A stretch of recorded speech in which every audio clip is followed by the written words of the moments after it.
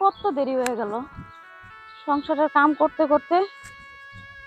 মৌনা, দাঁড়াও, তোমার সাথে আমার কিছু কথা আছে।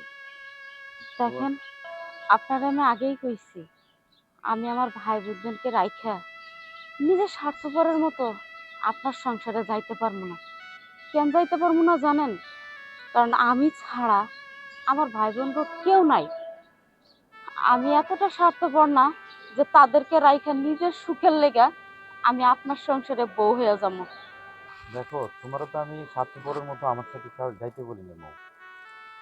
আমি তোমারও যেমন ভালোবাসি, তোমার সব দায়িত্ব দায় দায়িত্ব আমার নিতে পারো। তুমি শুধু আমার ভালোবাসা অ্যাকসেপ্ট করে নাও।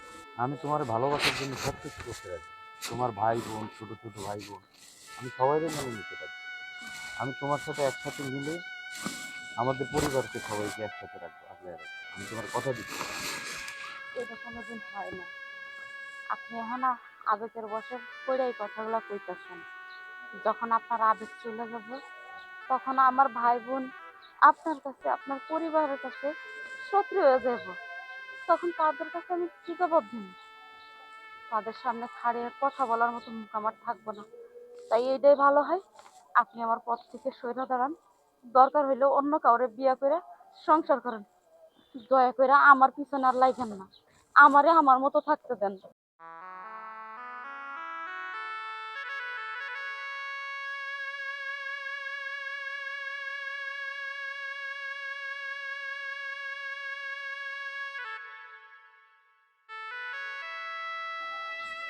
আসলে এই পৃথিবীতে সত্যিকারের ভালোবাসার কোনো দাম নাই।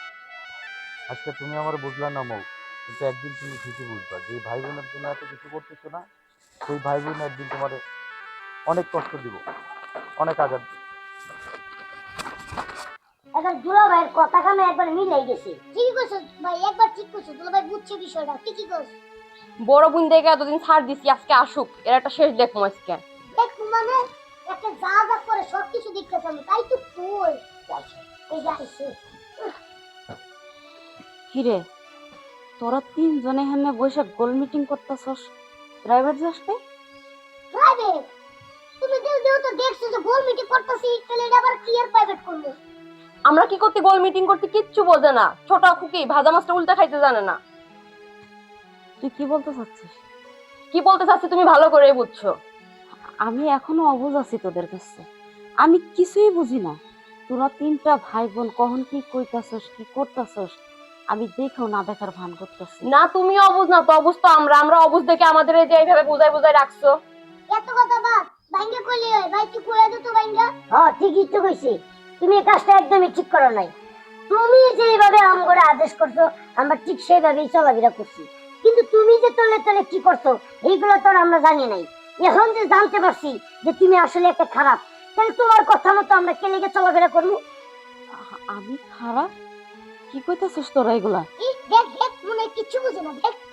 তাইলে ঠিকই তো, তোমার মনে করো যে গার্মেন্টস ছুটি হয়েছে গিয়া মনে করো আর একটা সময়, তুমি এখন আইছো গিয়া, এখন কয়টা বাজে? এখন তো 4টা না 5টা বাজে। আমাকে সবসময় বাড়ির ভিতরে রাখে, পড়তে বই, এটা কর সেটা কর, যেন তার কিলাকিত্তে আমরা দেখতে না পাই। হ্যাঁ, দুলা ভাই যা কইছে একদম ঠিক কথাই কইছি। আমি বুঝতে পারছি আমগরে এভাবে ভাবে ভাবে রাইখা একদিন মনে করো যে ছয় সম্পত্তি সবকিছু লেখা, তারপরে আপাতত প্রেমিকারে নিয়ে পলাই দেবো গা। পলাই দেবো মানে ভাইসা থাকতে যা যা করা লাগে সব কর, ফুরাই গেলে কিছু পাবো না, বুঝছ না? সামনে আছে কইরা লই।